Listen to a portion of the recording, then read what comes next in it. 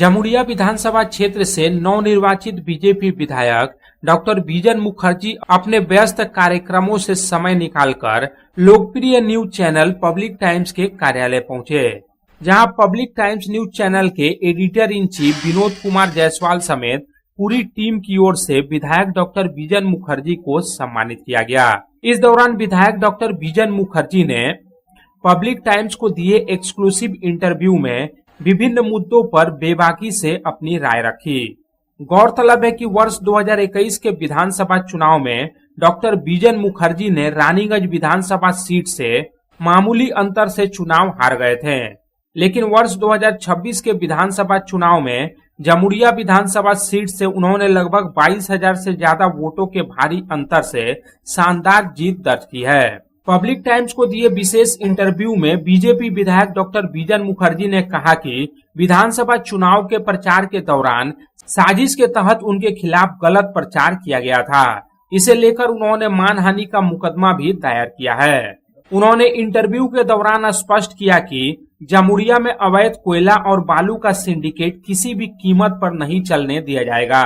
इसके साथ ही उन्होंने जमुरिया के पूर्व तृणमूल कांग्रेस विधायक हरेराम सिंह के प्रति आदर दिखाया, लेकिन हरेराम सिंह के पुत्र प्रेमपाल सिंह को लेकर भी अपनी राय जाहिर की। विधानसभा चुनाव के बाद हो रही हिंसा को लेकर भी बीजेपी विधायक डॉक्टर बीजन मुखर्जी ने तृणमूल कांग्रेस पर निशाना साधा।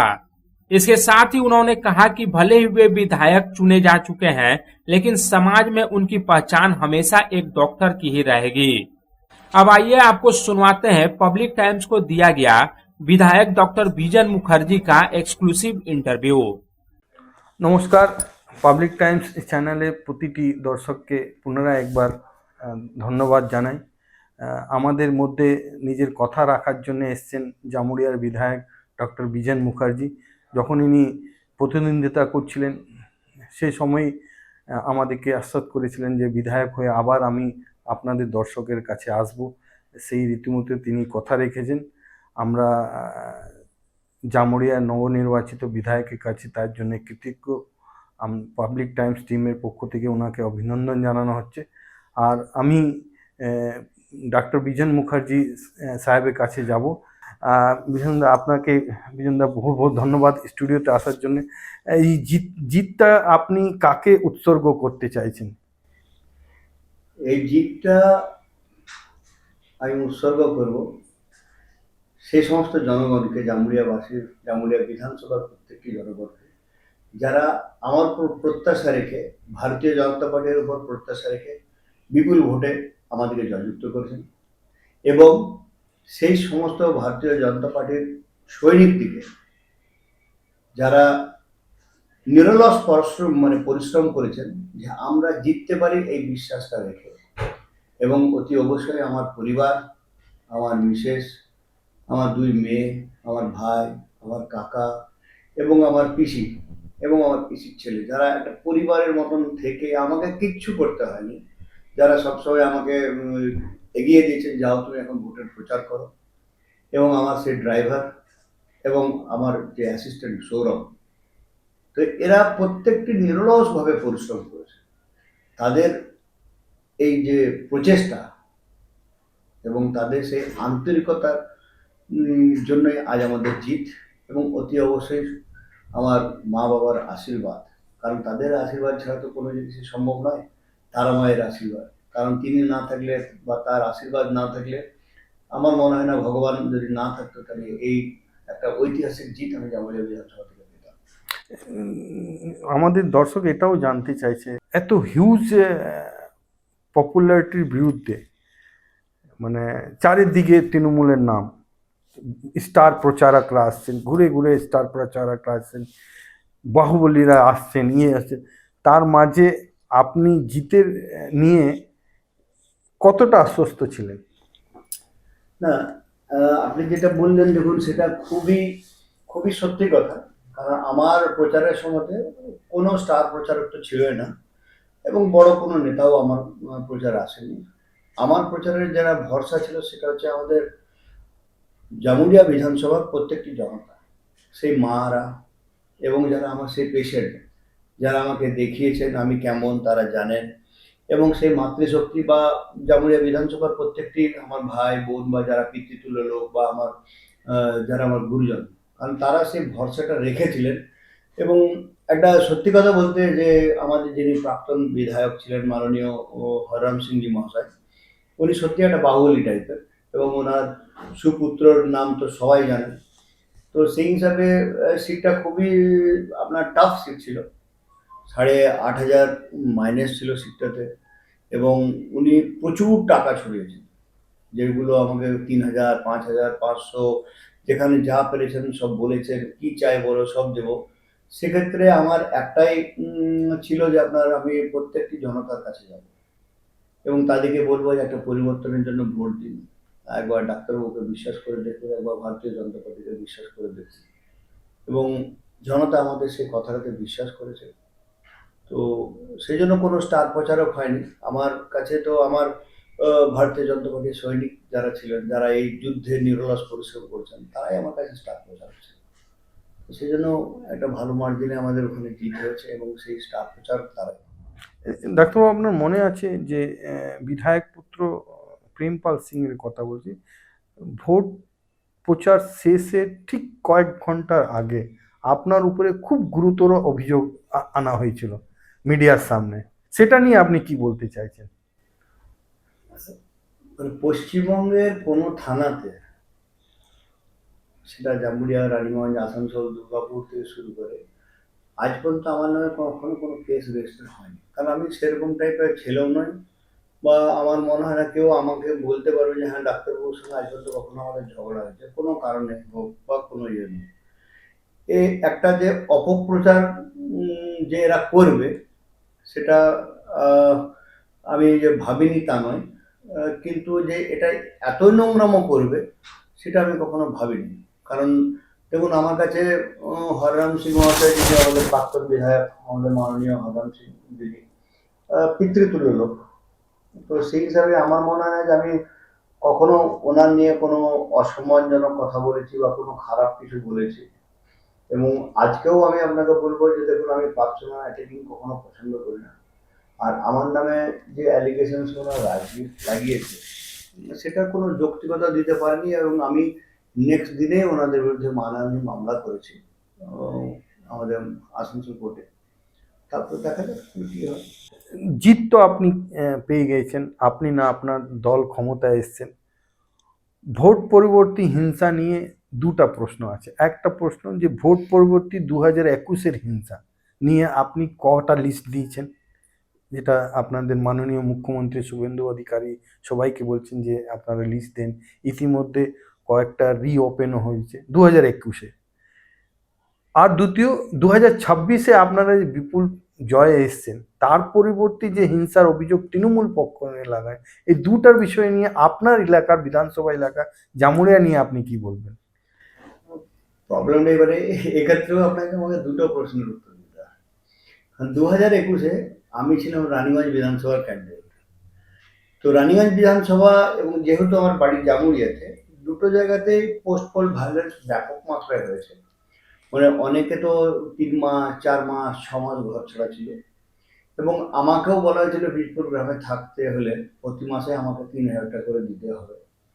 এবং বাকি যারা আছে, ইভেন হসপিটালে যে অ্যাটাক করা হয়েছিল আমার উপরে, তারপর একটা পেশেন্টের আপনার ইঞ্জেকশন দিয়েছিল সিস্টারে, সেখান থেকে একটু হয়তো ইনফেকশন হয়েছে, তার জন্য আমাকে বলেছিল 30,000 টাকা দিতে হবে। তো এগুলো তো অ্যাটাকিং ছিল এবং গালিগালাজ তো ছিলই। এগুলো ছাড়া আমার যারা কর্মী ছিল বা ভারতীয় জনতা পার্টির যারা কর্মী ছিলেন, তাদের উপর কিন্তু অ্যাটাক হয়েছে। আমি সেখানে নিজের থেকে তাদেরকে টাকা পাঠিয়েছি, চাল ডাল পৌঁছেছি, যে খেতে পাইনি কিছু জায়গাতে যে আমি তাদের কাছে পৌঁছেছি। তো সেই তুলনায় যদি আজকে আপনি 2026 দেখতে যান, তো 2026-এ আমার মনে হয় রানীগঞ্জ জামুরিয়ারই যদি ঘটনা বলি বা আসানসোল বিধান লোকসভার কথাও যদি বলি, কিছুই নেই। মানে জাস্ট একটা হয়তো ভগ্নাংশের ঘটনা, কিন্তু এই ভগ্নাংশ তো ঘটেছে কি আপনার কিছু তৃণমূলের উৎপাত করা ছেলে, তারা করেছে কি 4 তারিখে বিকেল 4টের পরে ঝান্ডা ধরেছে। এই যেমন পরশুর ঘটনা আমি বলছি। তা আমাদের যেমন ভারতীয় জনতা পার্টিতে একটা সংগঠনের নিয়ম হচ্ছে যে আমি লোকাল স্তর মানে বুথ স্তর থেকে একজন প্রেসিডেন্ট হবে, তারপরে আবার মন্ডল প্রেসিডেন্ট হয়, তারপরে আমাদের শক্তি প্রমুখ হয়, তারপরে আমাদের ডিস্ট্রিক্ট প্রেসিডেন্ট হয়। তো তারা সেদিন এসেছিলেন প্রায় 20-25 জন। এরা বলছে না আমরা বিজেপি করি, এতদিন করছি, এই করছি তাই করছি, আমরা বিজয় মিছিল উৎসব করবো। তো আমি তাকে জিজ্ঞেস করলাম, আচ্ছা ভাই তোর এখন বুথ প্রেসিডেন্টটা কি বলতো? Booth president? না আমরা ওরকম করে তো করি না। আমরা মানে আমি তোর বুথ প্রেসিডেন্টকে, শক্তি প্রমুখকে বা মন্ডল প্রেসিডেন্টকে এখন বলতে পারবি? তো তারা যখন বলতেই পারলো না, আমি তখন বললাম রুটি বাটি থেকে এসেছি। আমি তখন বললাম যে ভাই তোরা যদি টিএমসিরও হোস, আমি তোদেরকে একটাই বলবো, মিষ্টি খেয়েছিস ভাই, আমার কারণ তোরা বিজেপির নস, এটুকু তোদের এতে ঘটনা বোঝা গেল। তো তাদেরকে সসম্মানে আমি বাড়ি পাঠালাম। তো এই যে একটা ছোট্ট ঘটনা আপনাকে বললাম, তো আপনি এবারে ভাবতে পারেন যে এই ঘটনাগুলো আমাদের গ্রামাঞ্চলে কেমন করে ঘটছে। এবং তারা কিছু লোককে মানে বলছে বা বলেছে যে আমরা বিজেপি জয়েন করে আমরা যেমন ছিলাম দেখবি তোদের উপর আবার ঠিক সেই লাঠি ধরাবো। তো কিছু তৃণমূলের যে বদমাশগুলো যে ঢুকছে না এবং অজান্তে আপনার ঢুকে যাচ্ছে, সেটা অনেকাংশে কথা, এবং তারাই একটু বেশি উৎপাত করছে। তারাই তৃণমূল থেকে বিজেপির ঝান্ডা নিয়ে পরে যাদের উপরে আক্রোশ আছে সেই লোকগুলোকে মারতে শুরু করছে। তো সেটাই এবারে ধরুন আমরা যতটা পারছি যাচ্ছি, যেখানে পারছি যাচ্ছি, এক এক জায়গায় হয়তো 3-3 বার আমাকে যেতে হয়েছে, বিভিন্ন জায়গায় যেতে হয়েছে। তো এবং সবচেয়ে ভালো লাগলো যেটা আমার জানেন এই ঘটনার মধ্যে যে আমাদের ভারতীয় জনতা পার্টির কর্মীরা তো চেষ্টা করছেই, পুলিশের মধ্যে কিন্তু খুব সদ্ভাব এবং পুলিশ যথেষ্ট পরিমাণে পজিটিভ কাজ করে যাচ্ছে। তো এটা একটা ভালো আমার লাগলো। বিজনদা, ইদানিং এখন সরকার সিন্ডিকেট রাজ বন্ধ করার জন্য খুব সিরিয়াস স্টেপ নিচ্ছে। তার মধ্যে তোলাবাজি আছে, ধমকি দেওয়ার আছে। তো আপনার যে বিধানসভা ক্ষেত্রটা আছে, আপনার যে বিধানসভাটা, সে প্রচুর মাত্রায় সেখানে খনি সম্প্রদায় আছে, প্রচুর মাত্রায় কলকারখানা আছে, প্রচুর মাত্রায় একটা পসিবিলিটি আছে যে বিকাশ করা যায়। সে বিকাশে যে সিন্ডিকেট রাজটা এতদিন অবধি নানা ধরনের উপরে সামনে, আপনাদের বিধানসভা কেন্দ্রে কি অবস্থা, কটা লোক অ্যারেস্ট হয়েছে? আসানসোল রেজাল্ট ডিক্লেয়ার হওয়ার পরে আমি আগেও বলেছিলাম যে 4 তারিখ বিকেল 4টার পর থেকে অবৈধ বালি এবং কয়লা পাচার বন্ধ থাকবে। তো এখনো স্টিল আজ 20 তারিখ হলো, আমরা অবৈধ কয়লা বালি পাচার আমি বন্ধ রেখেছি। এবং মাননীয় ডিএম সাহেবের সঙ্গে মিটিংয়ের পরে আমি কিছু অফিসিয়াল যারা বালি চালাতে পারে বা বালির লাইসেন্স যাদের আছে, তো তাদের আমি পুলিশের সঙ্গে কথা বলার পর তারা সেগুলো চালু করেছে।